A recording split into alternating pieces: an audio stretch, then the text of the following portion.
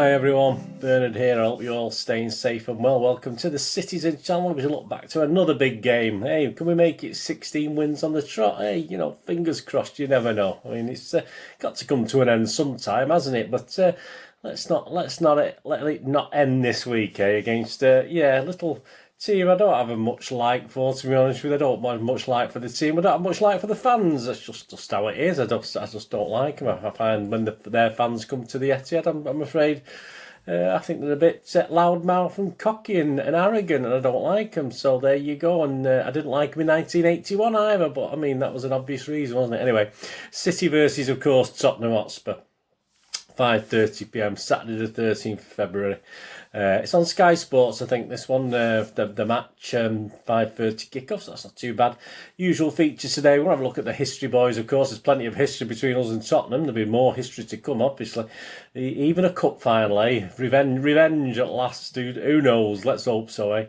We'll have a look at our opponents, of course, the history, boys. Odds on the game, my just for fun bets. Please, if you're new to this channel, you've not seen these things, please push that subscribe on. I try and inform and entertain as we go through here. And there's lots of City stuff I do on. I do City history, City quizzes, City past and present, lots of different things. And please, if you've not subscribed, or you know some City fans who might be interested as well, just give them a push as well. I'm trying to get to, well, I'm nearly there actually. We're sort of heading towards 700 subscribers by the end of February 2021. So please, if you can push me over that. And then obviously it's on to 800, isn't it? And I am trying to get about 1,000, the magic 1,000, obviously, for YouTube by the end of the football season, the end of May. So if you can help us out with that, that'd be fantastic. And if you do check the playlist, if you're interested in films and TV, I have a little film and TV channel as well. I do film reviews, TV drama reviews, information blogs on there as well. So if that's of any interest to you. If it's not, plenty of football, don't worry about it. Or if you know someone who might be interested in the film and TV channel, as I say, I do a similar sort of thing. I try and inform and entertain on there as well as much as I can. Please check my links for Facebook and Twitter. If you follow and friend me, I will check every 3-4 days, and I do follow and friend everyone back on there.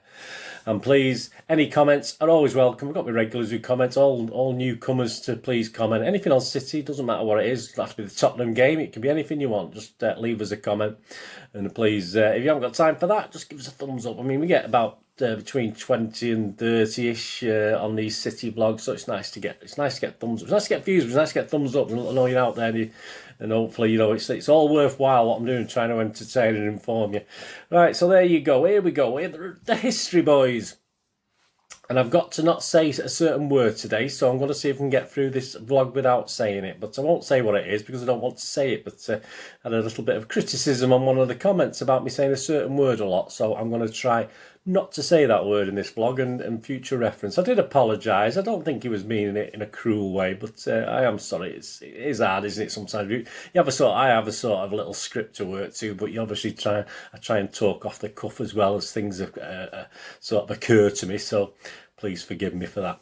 Yeah, last time, of course, you had I look at the last Etihad game, not particularly the one we lost at the new White Hart Lane, if that's what it's called, recently. We had Pochettino in charge, of course, on the 17th of August 2019. Seems a long time ago, that, doesn't it? The start of last season, basically. First home game. Slightly disappointing season, as we all know, and with the COVID and obviously our league position, etc. 2-2 draw. It was absolute robbery, wasn't it? Let's be honest about it. We had 30 shots to Spurs' 3 shots. 90% pass accuracy, and yet it all ended all level. Where did it all go wrong? But could it have ended all level? Yeah, it ended all level in exceptional circumstances, didn't it? I mean, the Daily Fail themselves summarised the final minutes of the game. If you remember back, I'd forgot this. I knew we drew with Spurs, but I forgot this ending. Obviously, if you think about the Champions League, etc., I forgot all about this. But yeah, the Daily Fail summarised the final minutes of the game. And we thought we'd won, didn't we? Here we go. See, I'd forgot all about that. Here we all were again. The Etihad stage was enjoying a glorious celebration. In fact, for a good 2 minutes, they cavorted and enjoyed their deserved victory. They had left it late. Gabi Jesus waiting until added time to turn in Kevin De Bruyne's corner. Yet they had overwhelmed Tottenham, who had Hugo Lloris to thank for one of those fabled Roy the Rovers type performances to defy City. Yeah, he's not bad for a rubbish keeper, is he, sometimes? Everyone has resumed their places for the restart. Even the Tottenham players, even with their history, seem resigned to defeat. Only referee Michael Oliver remains resolutely by the penalty area, refusing to start. Back in Stockley Park on a soulless industrial estate in West Drayton, a group of men were adjudicating while a watching world waited. Then hesitantly, as though aware of the enormous fuss he was about to create, Oliver made that signal with his hands to indicate a television screen like "Give us a clue, contestant," yet without the levity. En route to Jesus, Aymeric Laporte had deflected the ball with his arm. And the new rules now say that any handball leading directly to a goal, unintentional or not, will be punished. So there you go. I'd forgotten that totally that had happened at that game, to be honest with you, and it brings back sad memories, doesn't it, that one? But there you go, 2-2. Didn't go much better after that, did it? Unfortunately, overall against Spurs, interesting stats coming up. Really, we played 71. This will be our 72nd home game against Tottenham at the various home grounds, obviously Hyde Roads included, places like that. We've won 38, drawn 16 and lost 17. And we scored 131 goals and had 70 scored against us. Our biggest win, yeah, I mean, there we go, our biggest win. I was there, I think most of you watching this, it's not too long ago, was a 6-0 on the 24th of November 2013. The BBC reported on that game, a rampant Manchester City thrashed Tottenham to reassert their title credentials and move 6 points behind Premier League leaders Arsenal. The hosts went ahead after 14 seconds when a poor Hugo Lloris clearance led to Jesus Navas brilliantly chipping in. What a fantastic goal. I think I was stood in the east stand for that one, near the corner bit, near the away fans, yeah. Alvaro Negredo's shot went in off Sandro and Sergio Aguero turned in across to put City 3-0 up at half-time. Aguero again slotted home in before Negredo's 18-yard strike and a side-footed Navas shot completed the rout. Yeah, Negredo, Navas, fantastic. When interviewed, Pellegrini commented, "It's impossible to play better." Yeah, probably right, mate. Biggest defeat. That's an interesting one. Biggest defeat. You got to be. I had to just check this, and it does seem to be right. I've not gone back year on year, to be honest with you, so please forgive me if I'm wrong. But our biggest defeat at home to Tottenham Hotspur in the league is 2-0. But I mean, as I say, I did check back. I looked in some couple of stats books, but I haven't done it year by year. I don't have that sort of information. I haven't got the time. But obviously, where I looked, according to obviously a couple of the recent City programmes who do sort of stats on what we've done, and Mr. Gary James, I assume, put them together. Yeah, our biggest defeat was 2-0 in 1993-94, and that was one of the seasons I do my little scrapbooks, of course. And that was a low point, wasn't it, on and off the pitch? A crowd of just 21,566 for that game. We were amidst of a Independent Supporters Association, a mass sort of boycott, wasn't it? They asked City fans not to go to this game. I went to the game. I don't like being told what to do at the best of times. So obviously, whether that had an effect, I mean, the crowds weren't massive at the time anyway, but it certainly probably would have been more than 21,000, to be honest with you. And of course, the Swales Out campaign looked as though it was nearing its sort of final throes, didn't it? At that stage, it went through its sort of final gears at that with that game. We witnessed 2 second half Dazelle goals, for the 2-0 win to give Spurs the win against the City team, low morale and suffering quite an injury crisis at the time. The team we put out that day, obviously we had a cup game coming up as well against Nottingham Forest the week after, and they were saying we had to put a few kids out and stuff like this. But the team, Colton, Phelan, Curl, Vonk, Quigley, White, Lomas, Flitcroft, Gary, David Kerr, Carl Griffiths and Sharon. So that was the team we put out. And the headlines, if you look at from the scrapbooks, you had Save Our Season. We have Desperate City send kids into cup battle, obviously looking ahead to the midweek cup game, which we actually lost. There you go. Horton in line of fire. No way out for struggling City boss. It's still hurting Horton. City must buy to avoid the drop. Another depressing afternoon at Main Road. So there you go. Great days. A great day that day. Fantastic. What a lovely atmosphere. I always enjoy going to the match, even when it was a toxic atmosphere. I mean, I love supporting my club no matter what. And of course, my earliest match programme, I might have been to an earlier game than this actually, but the earliest match programme, will be on the screen, I've got it there in the background there, is of course the 9th of December 1967. Obviously our league championship winning season, 67-68. And of course, it was our famous, I mean, we've covered this and talked about this, and it's been covered in various places, the famous victory of the Bally on Ice, that was christened the Bally on Ice, the 4-1 win.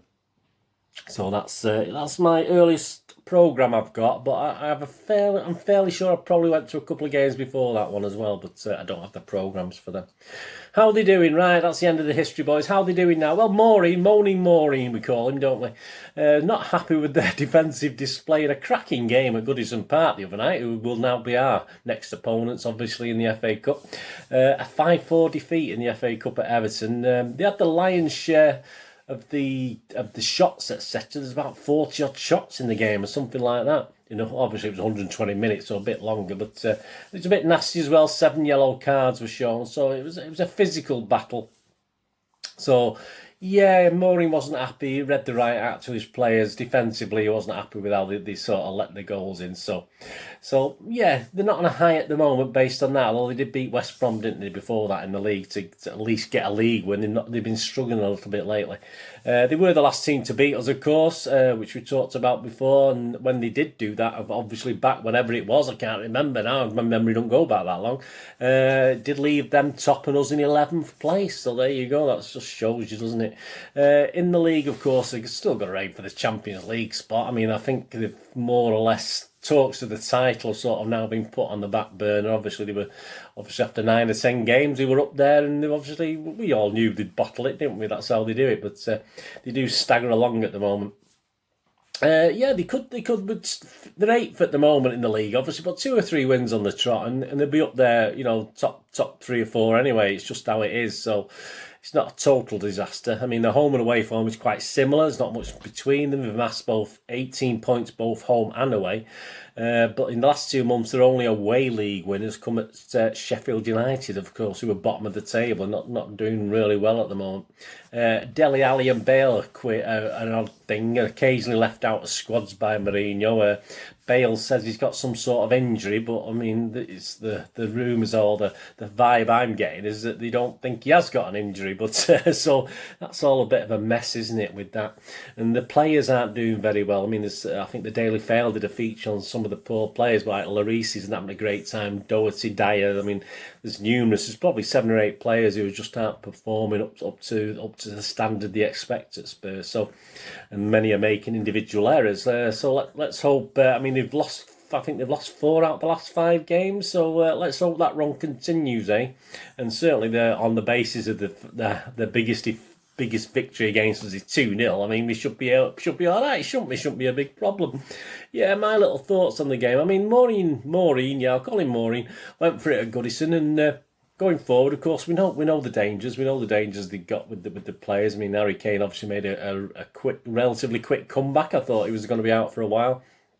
But I certainly don't expect Maureen to be expansive as he was against Everton, against City, to be honest with you. I think he's going to be obviously try and catch us like his work before. I mean, we've actually not beaten him yet at Tottenham, have we, as Tottenham manager Mourinho. He's actually won both games against us. So we've yet to beat Tottenham under Maureen's charge. So yeah, he will try and do the same thing, won't he? I think he'll try and catch us out. Hopefully, we've got rock solid defence. It's a shame. Hopefully Rodri will play, which is obviously that it's muted. He was training yesterday, so I'm hoping he will play, because Werner looks a bit doubtful, doesn't he? Which is a shame. I mean, he's the ideal, isn't it, to come in for Rodri?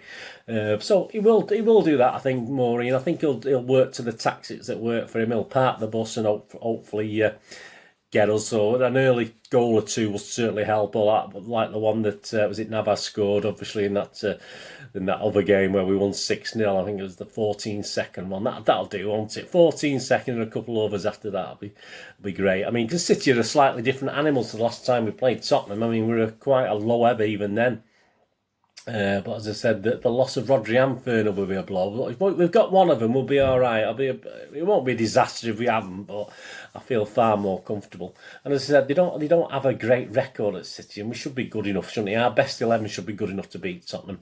Because I don't think he's going to worry too much about Everton just yet. I think Pep will play his best 11 and then see what happens afterwards, and then plan for the Everton game. And I think that's how he's going to do it. I mean, let's get the points in the bank. The more points we get early, and perhaps we tire a little bit, but if we've got a few points cushion, it doesn't really matter as much, does it? So I think that's how Pep will play. I don't think he'll save anyone for Everton, to be honest with you.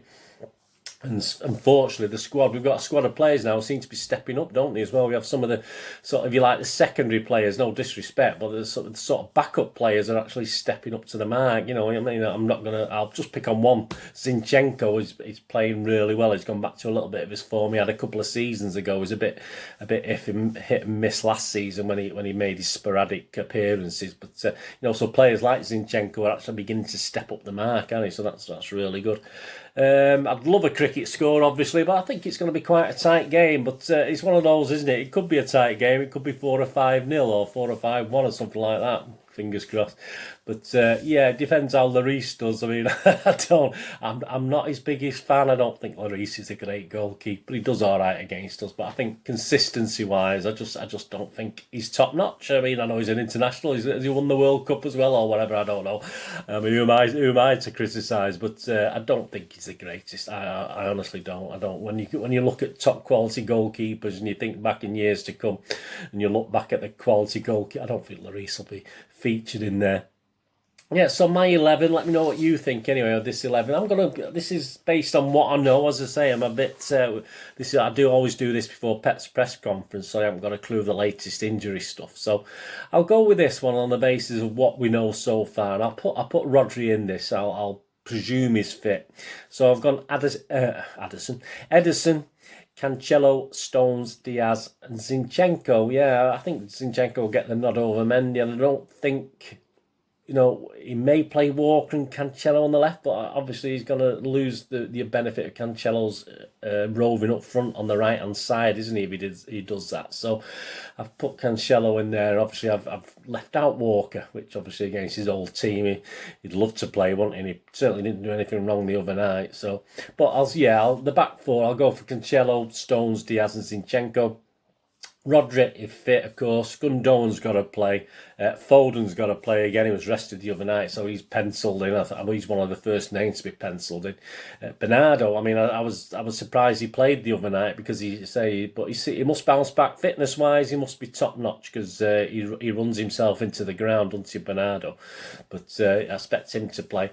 Jesus and Sterling. So there you go. That's my idea. Anyway, let me know what you think. I think that's good enough to beat Tottenham Hotspur, that's for sure. Match officials, referee Paul Tierney. Assistants is Linos, Lee Betts and Ian Houston. Fourth official Craig Pawson.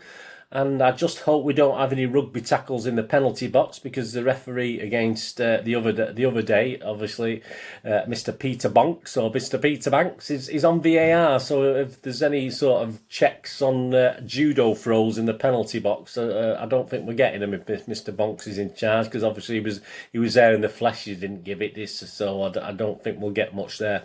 Assistant VAR is Neil Davis. Yeah, my little score prediction before we go on to the odds for this.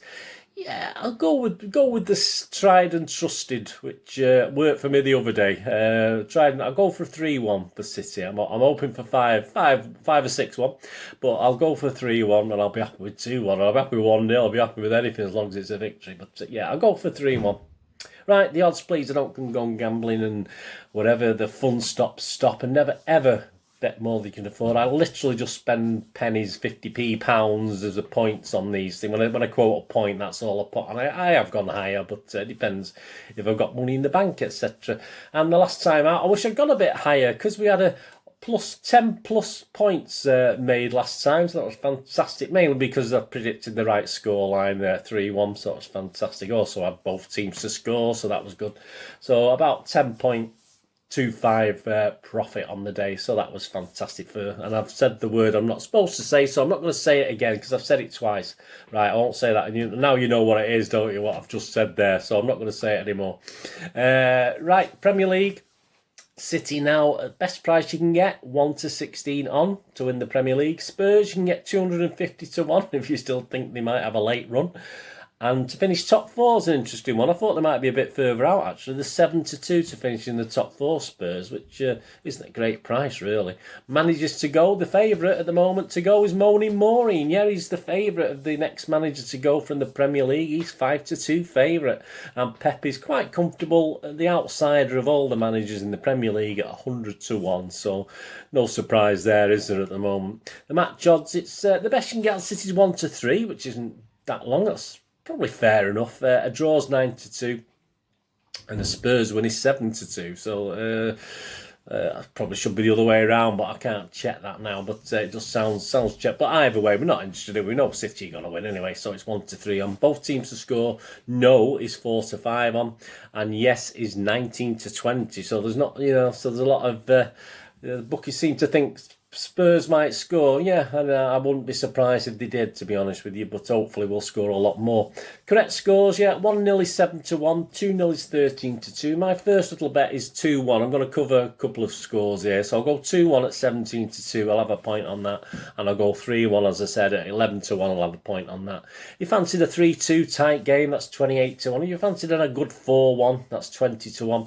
If you fancy a Spurs win, if you think Spurs will win, 2-1 is 30 to 1, 2-0 is 100 to 1, and 1-0 is 30 to 1. And a draw, if you fancied a draw like last time, 2-2, as it was last time, it's 25 to 1. That's not a bad price. If you just fancy a 1-1, that's 11 to 1. Half time, full time, yeah, I've gone on this as well. I've gone for City. I've gone for City winning half time, City winning full time, 10 to 11. I thought nearly even, so I thought I'd have a couple of points on that. I think that's fairly safe. Spurs winning at half time, and then a draw is 25 to 1. You fancied that? A draw and City to win 10 to 3. Again, that's probably a nice price as well, isn't it? 10 to 3 for a draw, and then City to win. Spurs is 16 to 1. Draw and Spurs is 20 to 1. So there you go. So if you're a Spurs fan, you fancy that. First time goal scorer, yeah, a couple of interesting ones. Foden, I think, obviously is going to play. He's 11 to 2. Gundogan's 4 to 1, and Bernardo's 11 to 1. So I think all three of those are playing. So they're not bad prices for first goal scorer. If you fancied Son or Kane, Son's 9 to 1, Kane's 7 to 1. And anytime goal scorer, Jesus, Foden, and Gundogan are quite low, all quite near to evens or just above evens slightly. So the value ones are Kane. Kane's 5 to 2. That's not bad value. Bernardo's 18 to 5. That's okay. Son is 3 to 1. And believe it or not, anytime goal scorer, you can have Ederson at 9 to 2. So there you go. Thinking we're going to get a penalty, though. So that'll be an interesting one, too. I've not seen Ederson he's not on the first goal scorer things I was looking at, but he's on anytime goal scorer. You can get 9 to 2 on a Mr. Ederson. So there's a good one.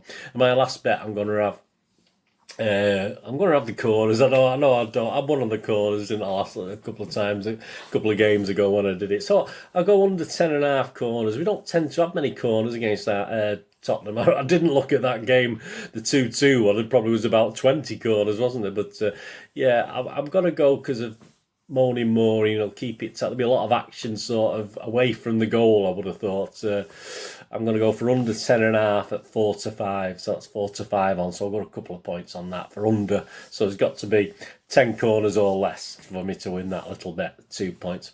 Just a quick look. Under over market. Over 3.5 goals. 6 to 4. Yeah, so if you fancy 4 goals in the game. If you're over 2.5, that's more likely, I think. But that's 4 to 7. So not the greatest value there. Right, there you go. That's the odds anyway. Let me know if you're having a little go on it. And that's about it, really. I've no details on the We're Not Really Here show, which is on City's thing. They're a bit slow this week getting the information out there. I had a quick look on before I came and did this, but they've not put on there yet. But I'm sure there'll be a couple of interesting players on pre-match if that's your interest. The We're Not Really Here show. I must have watched. I watched about 10 minutes of it the other night, the FA Cup game. I do like Sean Goater, but I don't know, it's just a bit bland for me, just a bit unexciting, the programme. It's nice to see old players, but it's not overly. I think I'd had more fun watching Mika Richards, I think, with Big Ears Gary Lineker on the other thing, on the other channel that was showing these things. So there you go. Anyway, I don't have that. Anyway, thanks for joining me. Of course, I'll be back with a review of this game on Sunday. So please check back for that, and please check out a couple of Citizen channel vlogs I've put out there. Of course, we had the latest One City show, episode 4 of that's gone out, looking at the media and various things on City, the good, the bad, the funny, the ugly, the sad, the nice, whatever it is, whatever's appeared on media of various sorts, social media or the newspaper media. So please check that out. And of course, I've done a little player in time feature on a certain gentleman called Matt Busby as well. So there will be links. There'll be links above and below. So please check that out as we look at Matt Busby's time at Manchester City as a player. So please enjoy that. Thanks for joining me for this little big match preview. Whatever you do with your estate, have a great one. Look after yourselves, look after your friends, look after your families. More importantly, let's all look after each other until we meet again here on the Citizen channel, or perhaps have a flick across and have a gander at my film and TV channel. That'd be fantastic. Whatever it is, all I ever ask of you out there is please stay safe, Blues. Come on, City. Thanks for watching. Bye for now.